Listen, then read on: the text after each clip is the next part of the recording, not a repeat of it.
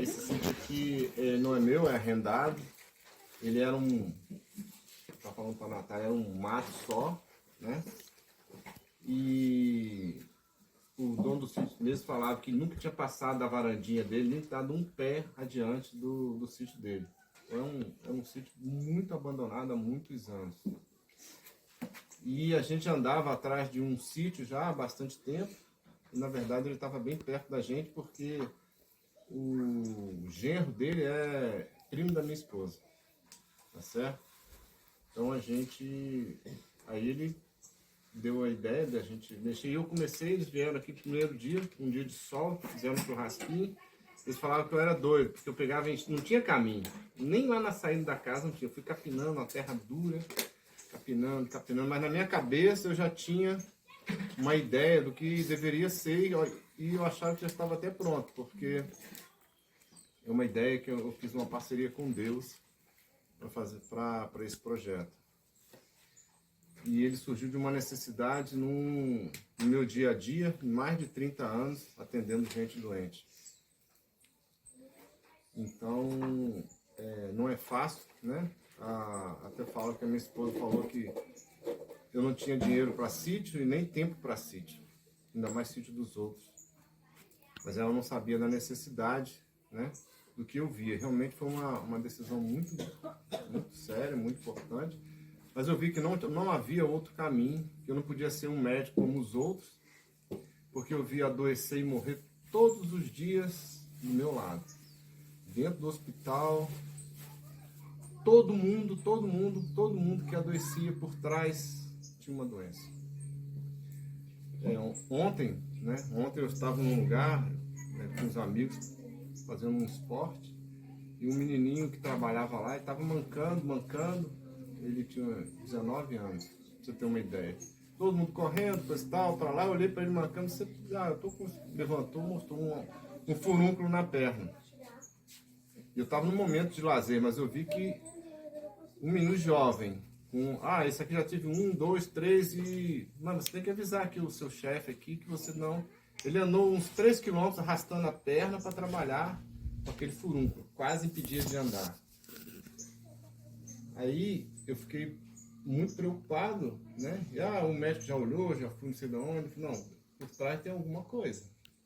Não pode ser normal. Aí eu comecei a conversar com ele, chamei ele num canto e comecei a conversar com ele. Então, a história da vida dele, que ele passou em vários médicos, ninguém perguntou. Ele tinha perdido o pai, né? Vivia longe da família e começou a contar para mim a história dele e começou a chorar. Eu vi que tinha uma angústia imensa, que estava baixando a imunidade daquele menino até o extremo. Ele não conseguia nem falar. Então eu pensei assim, o dia inteiro isso. Ali a gente estava num lugar que não era hospital, não era nada, mas essa é a realidade. Mas a medicina não olha com esses olhos. Quando eu comecei a fazer esse projeto, eu busquei parcerias, né? Eu pensei, vou procurar parceria na medicina. Aí eu fui no diretor do hospital, mal olhava para mim, eu contando essa história, o que está acontecendo. Fui no secretário de saúde, nada, só promessas e nada, eu mandava mensagem, nada. Fui no diretor da Unimed de Belo Horizonte, um convênio grande e poderoso, fiquei conversando, marquei uma reunião só nós dois, de vez em quando ele olhava no celular. Então assim, eu vi que realmente isso não tinha ressonância na medicina. Não adiantava. Eu tinha esse pensamento, meus amigos do meu lado, né? Só viram que eu sou uma piada. Quando eu vou num bloco cirúrgico junto a todo mundo, eles ficam só... É piada da hora que eu entro, da hora que eu saio. É horta molecular, é agricultor. Eles ficam me sacaneando de tudo quanto é jeito. Eu não ligo, eu acho até divertido, sabe? O clima lá é tenso, então mas nunca um médico sequer chegou perto de mim e perguntou por quê? Por que isso? O que você quer? Nunca. Até minha filha, ela faz otorrino lá na Santa Casa, ela também custa entender. Então o médico, ele tem aquele viés, aquela forma perfeita que ele sai da universidade, já pronto, e ele acha que tudo que ele sabe é o que ele precisa, não precisa de mais nada, não precisa fazer nenhuma curva para um lado e para o outro. Então isso é uma dificuldade muito grande. O que deu uma virada no projeto? O que deu uma virada aqui que realmente foi Deus? por coincidência, né, de uma pessoa que vinha aqui, eu conheci o Giovanni, esse amigo que está do lado, que hoje é um grande amigo, praticamente um irmão. E ele, né, tinha o pensamento parecido, que não era impregnado pela medicina. Ele tratava de gente. O que ele usava? Ele não usava ciência somente, ele usava o coração, a generosidade, né, a experiência pessoal, a experiência nos grupos que ele já tinha visitado. Então eu caí num grupo que usa o amor, a generosidade, a compaixão. E era o combustível que a gente precisava aqui nesse projeto. Então a gente foi lá para a Pastoral da Sobriedade.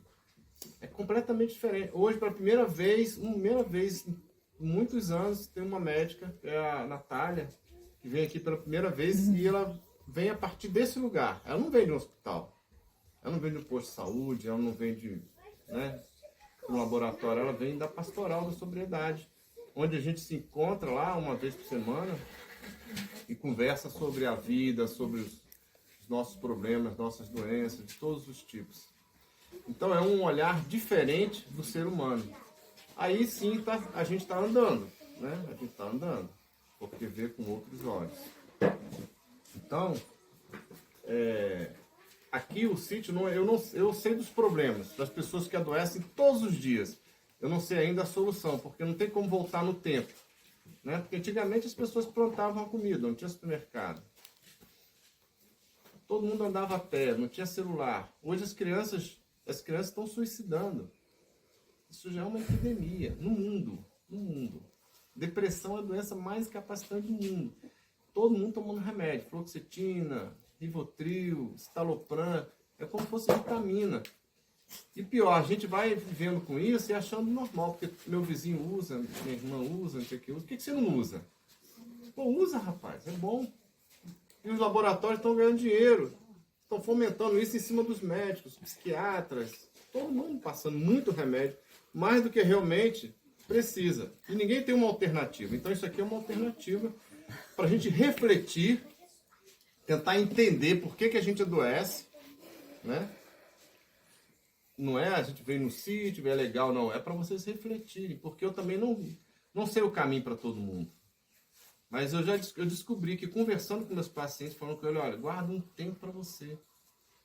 Guarda um tempo para os seus filhos, guarda um tempo para a sua família, para os seus amigos, você fazendo um esporte. Porque a gente é como se fosse programado para ir para frente. Eu quero comprar um meu carro, eu quero comprar minha casa, eu quero fazer essa viagem, eu quero fazer isso, eu quero fazer aquilo. E aí, todas essas pessoas passam no meu consultório. Aquelas que são mais dedicadas, que são as de mais sucesso, são as mais doentes. Porque quando ela começa a fazer sucesso, porque ela se dedicou a isso, ela começa a não vender mais seu tempo, que é muito caro. Um tempo a andar, ficar com o menino, brincando na piscina, não tem esse tempo mais. Então ele terceiriza isso para uma babá, para qualquer coisa. Então, essas são as pessoas que mais adoecem lá no meu consultório. E eu vi que não tinha como mais só remédio, só cirurgia. Mas ainda é muito difícil. Para mim é muito difícil. Porque vocês estão aqui, vocês já têm um pouco desse pensamento. Mas você imagina a pessoa chegar lá, eu vim aqui para buscar minha receita. Você está me mandando andar a pé, você está me mandando divertir, você está me mandando fazer isso, dançar um forró, fazer alguma coisa. Aqueles que acreditam eu consigo curar. E aqueles que não acreditam eu não consigo fazer nada. Mas eu estou tentando. E vocês são uns multiplicadores. Porque vocês vêm aqui, você tem uma mãe, tem um pai, um tio. Então, assim, exercer um pouquinho de generosidade, de carinho, né? Com o próximo, às vezes é difícil pra gente. Porque nós temos uma programação exatamente de instinto de sobrevivência. Sabe? Mas quando você, por exemplo, vocês têm uma ideia. A gente está andando numa floresta, por exemplo, você acha lá uma fruta, tem você mais uma outra pessoa. E você racha essa fruta no meio e dá metade para ele, você tem em conta todos os seus instintos. Que você queria comer era 10. Mas se você vence esse instinto, que é esse demônio que tem dentro da gente, que nos arrasta para trás, né? Você está criando o quê? Uma cooperação. Essa pessoa, se achar uma fruta, né, vai te dar também um pedaço. E vocês dois juntos podem ir mais longe. É o que está acontecendo aqui. Né? Vocês estão participando, né? Um vai ajudando o outro, a gente vai doando. Nossa, um domingo, vocês estão aqui investindo o quê? na vida. Não é todo mundo que tem essa disponibilidade, essa vontade de sair de casa para cuidar da própria vida, mas aí fica doente e vai lá no médico. Senta diante do médico, ele fala 100 palavras, você não entende nenhuma, ele fala, eu vou abrir você de cima e embaixo, vou cortar aqui, vou trocar essa válvula, vou fazer isso, vou fazer aquilo, vou operar sua sinusite. Isso é meu dia a dia. Problemas de coluna, um grande especialista me contou, de cada 100 pacientes são operados, 90 não precisam. Não precisam. Então, além do mais, o médico também caiu, a Natália sabe disso, o médico caiu nessa cilada também, ele está angustiado, ele tem que trabalhar muito, ele ganha cada vez menos, porque tem muito médico, os planos de saúde pagam muito pouco, então ele tem que atender muito rápido, para poder pagar as contas. Se ele quer morar numa casa bacana, quer ter um carro bacana, quer manter aquele status, então, com isso, ele vai vendendo a sua vida. Então essa conversa não é só sobre o sítio, sobre a casa, não é sobre... É sobre a sua vida, é a única coisa que vocês têm. Nós não temos mais nada além do nosso próprio corpo. Olha, nem seu corpo é seu. Manda seu coração acelerar. Você não consegue. Nem você recebeu esse corpo emprestado de Deus. Para você cuidar dele. É um presente. Ele não falou o preço. Mas eu encontro gente todos os dias que já passou desse ponto e agora não consegue mais voltar atrás. O Giovanni aqui é testemunho. O Giovanni, ele é um filósofo. Então, assim, a gente se complementou assim, de uma maneira extraordinária. Ele vai na Santa Casa comigo, uma coisa inédita, acho que inédita no mundo, que quando o paciente chega aí, os residentes, né, eu sou professor lá, os residentes, incluindo minha filha, traz o paciente com todas as possibilidades terapêuticas, diagnósticas, de tudo. Mas não perguntou se ele é casado. Como é que é? Trabalha com o quê? Eles acham isso um absurdo. Eu já não achava, então eu entrava em conflito. Aí você imagina o Giovanni. Aí quando o paciente chega na nossa frente, aqueles pacientes que a gente olha assim, não, tem muito mais por trás. O Giovanni chega e olha nos olhos, que o médico não faz isso. Nenhum médico faz isso, olha nos olhos. Pergunta da vida, pergunta da alma. Abraça, né? E consola. É tão impressionante que eu queria que todo mundo visse isso, que o Giovanni vê e que eu vejo lá. O paciente muda de cor. Ele muda a temperatura. Ele se sente assim, nossa, ele olhou para mim, ele me abraçou, ele me aceitou. Porque é uma distância entre o médico e o paciente, mais que são do SUS, são pobres, ignorantes, entendeu? Uma linguagem diferente. Os residentes chegam lá, são filhos de pessoas classe média alta, tudo. Então, assim, não que eles tenham culpa, mas é que eles são completamente diferentes. Então, a medicina não criou essa ponte na universidade. Aí o Giovanni. Então, a nossa parceria é muito bacana e a gente está mudando muito. E esse sítio aqui é onde a gente tenta conversar sobre isso, trazer as pessoas para criar uma força. É arrendado aqui por 10 anos, se a gente conseguir frequentar e mostrar que isso tem realmente uma utilidade, a gente faz isso virar uma coisa de utilidade pública e a gente espalha isso pelo Brasil ou pelo mundo de alguma forma. Então hoje a gente vai conversar um pouco, cada um vai falar um pouquinho, assim, uma apresentação rápida, porque eu falei muito, na verdade isso é um desabafo, eu passaria um dia falando das histórias, do que eu já vi, dos pacientes, das doenças, os pacientes já morreram na minha frente, que eu poderia ter salvo, médico que morreu próximo de mim que eu poderia ter salvo. Então eu tenho muita coisa para falar, mas eu vou passar um pouquinho para cada um, falar um pouquinho quem é, sem muitas delongas, porque a gente tem muito o que fazer, né? Depois a Leninha, a Eugênia e o Gastão não está aqui agora, vão falar um pouquinho sobre a nossa atividade, que vai ser fazer sabonete, colher o chá, tirar as folhinhas, botar para secar, depois botar para fazer a essência no sabonete. Tem também o doce de leite, que vai ter que acender o fogo e mexer a panela. Tem a moeda de cana, que as crianças, todo mundo vai rodar um pouquinho para fazer a garapa, né? Então, assim, tem muita atividade, muita coisa.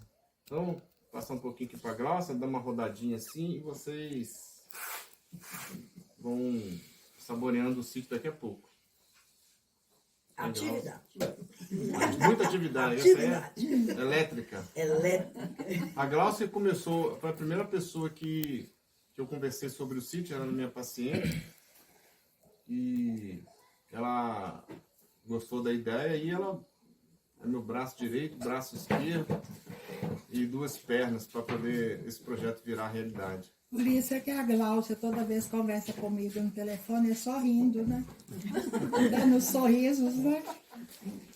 Hoje ela teve uma atividade extra, tocou os bezerrinhos. Teve que abrir a porteira, tocar os bezerrinhos que estavam no meio. Eu falei, mas essa aí é... E o reencontro de nós duas foi a coisa mais bonita, gente. Nada é por acaso, tudo tem hora. Ela tinha 15 anos quando conheceu o Leninha. Eu olhei e falei, eu te conheço. De onde? Ela falou, eu lembro de você, uma menininha da cara quadrada. Eu falei, sou eu, essa menina. 35 anos atrás. Olha que maravilha. Se não tivesse aqui, não iria acontecer, mas era pra ser. Tudo tem hora. Mas é Maravilhoso. isso aí, gente. Nós hoje temos bastante coisa para fazer, realmente. Isso que o Dr. Dário falou é pura verdade. Eu constato comigo a mudança que eu fiz começando a trabalhar, mexer aqui com sitioterapia. Porque, principalmente, eu acho que tem outras pessoas aqui que moram sozinhas também. Eu, Leninha e outras tantas aí que moram sozinhas. Então, precisa de um local assim, precisa de um grupo assim, entendeu? Porque aqui nós vivemos de tudo, de tudo. E todos que vêm aqui saem daqui dizendo: eu gostei, não tem um dia que eu vou lá que eu não saio de lá feliz da vida. Só que cada dia que passa a gente vai encontrando aquilo que tem que ser esse local aqui, porque isso não é uma obra comum, é uma obra de Deus. Porque se temos que lidar com seres humanos e seres humanos necessitados, nós temos que ser também testemunhos de Deus, para fazer aquilo que Ele quer, na hora que Ele quer, falar aquilo que Ele quer, na hora que Ele quer, entendeu? Porque a gente não sabe, por mais que a gente compreenda o ser humano, é difícil demais de saber, na essência, o que passa na sua cabeça, o que está acontecendo com aquela pessoa. E às vezes você fala uma coisa que você não sabe nem por que você está falando aquilo. É aquilo que aquela pessoa está precisando e é aquilo que Deus quer que ela ouça. E está te usando. Cristo está te usando para você ser mediador dele. Então eu entendo isso desde o início, que eu fui o mediador dele no início, quando eu conheci o Dr. Dário. Entendeu? Foi exatamente isso na consulta que eu tive com ele. Porque eu precisava, eu queria fazer alguma coisa, mas já estava aposentada, mas eu não sabia também o que eu ia fazer. Eu até experimentei um outro grupo, mas não gostei. Não é isso que eu quero. E saí de lá.